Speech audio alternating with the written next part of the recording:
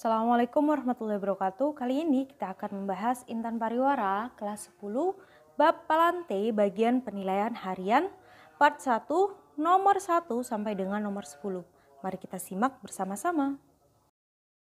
Nomor 1, perhatikan siklus hidup tumbuhan berikut. Bagian X ditempati oleh tumbuhan pada gambar. Nah, kita perhatikan dulu dimulai dari spora membentuk protonema. Nah, protonema ini salah satu ciri dari siklus hidup lumut. Kemudian lumut akan membentuk antheridium dan archegonium. Kemudian ya seterusnya ya. Nah, di sini berarti gambar yang menunjukkan lumut itu adalah yang B. Gambar nomor 1 itu adalah gambar dari tumbuhan paku. Yang A ya itu paku, kemudian yang C tumbuhan Gymnospermae. Yang D adalah monokotil dan E tumbuhan dikotil. Maka jawabannya adalah yang B. Nomor 2, perhatikan ciri-ciri tumbuhan berikut. Persamaan ciri yang dimiliki oleh tumbuhan lumut dan tumbuhan paku ditunjukkan oleh angka.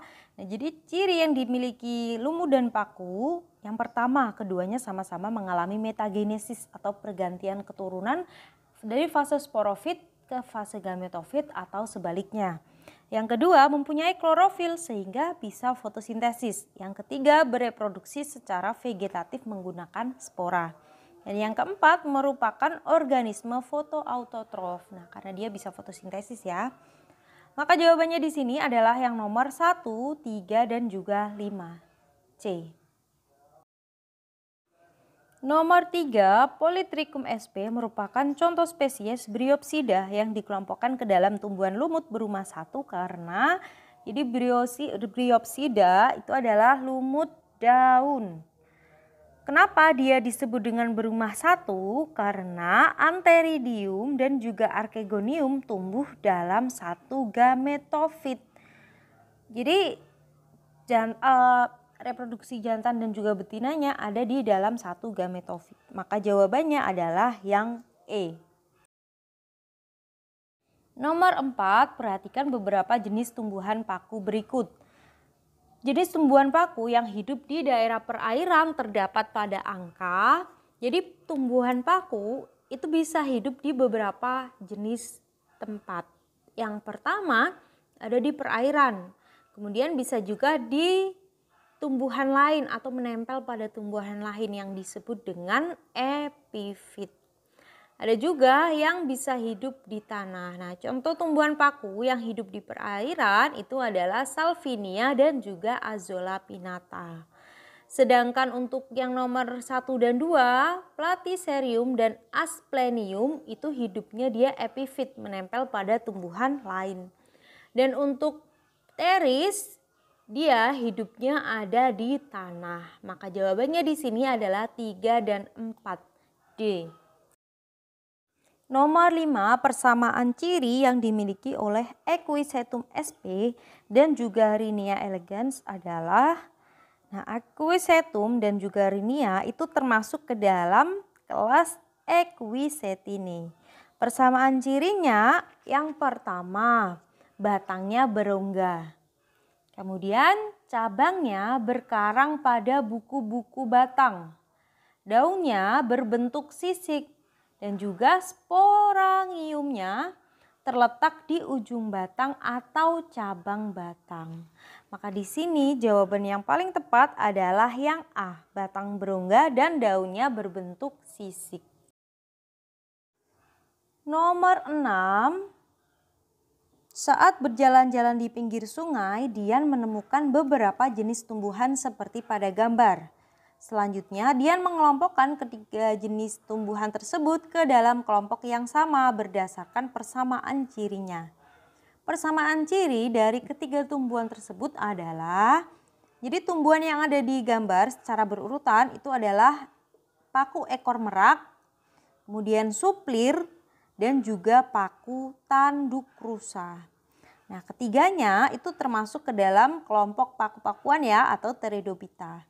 Ciri-cirinya yang pertama berakar serabut. Daun mudanya menggulung. Umumnya hidup di tempat-tempat yang basah dan lembab. Tergolong ke dalam Chromophyta berspora karena dapat membentuk spora. Kemudian daunnya bermesofil dan mengandung klorofil untuk fotosintesis. Serta dia sudah memiliki jaringan pembuluh. Maka di sini jawaban yang paling tepat adalah yang B. Nomor 7, Pseudosporochnus craeci merupakan tumbuhan paku, sporangiumnya terletak di bagian.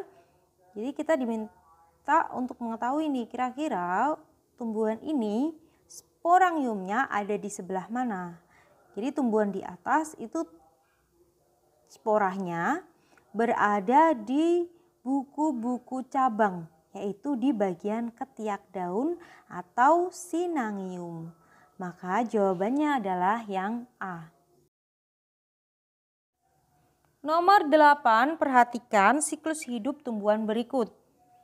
Siklus hidup seperti pada gambar tersebut terjadi pada tumbuhan. Ketika kita lihat di gambar kan spora berkembang menjadi protalium. Nah, ini menandakan bahwa tumbuhan yang dimaksud di soal adalah tumbuhan paku-pakuan. Nah, karena dia paku-pakuan, kira-kira ini paku jenis apa? Karena paku-pakuan berdasarkan sporanya dibagi menjadi 3. Ada paku homospora, paku heterospora, dan juga paku peralihan. Nah, sedangkan di gambar ini menunjukkan bahwa jenis pakunya adalah paku homospora.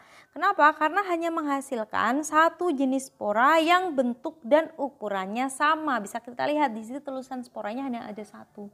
Berarti hanya ada satu jenis spora. Contoh tumbuhan paku yang termasuk ke dalam homospora itu adalah Lycopodium. Sedangkan yang Equisetum termasuk ke dalam paku peralihan. Karena menghasilkan dua jenis spora, yaitu ada spora jantan dan juga spora betina, tapi bentuk dan ukuran kedua spora seragam. Sedangkan yang Anthoceros dan Sphagnum itu termasuk ke dalam tumbuhan lumut.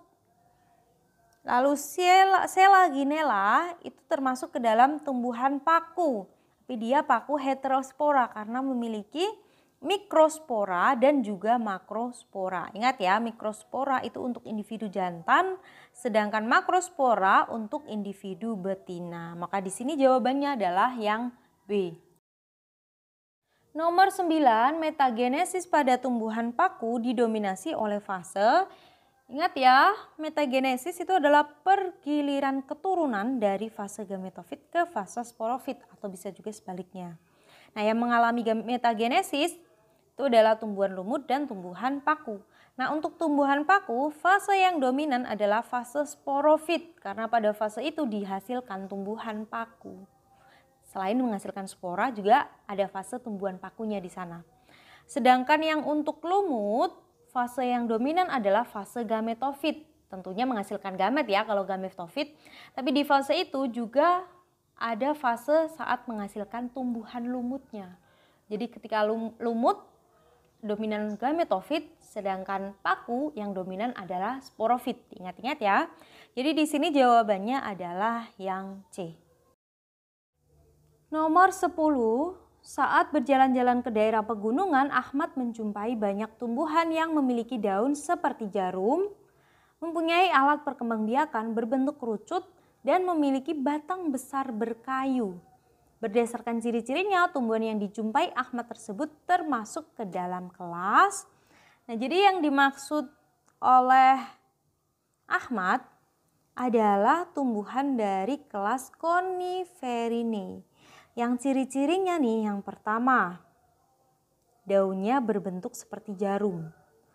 Sebagai perdu atau pohon yang batangnya berkayu. Alat perkembangbiakannya menggunakan strobilus yang berbentuk kerucut.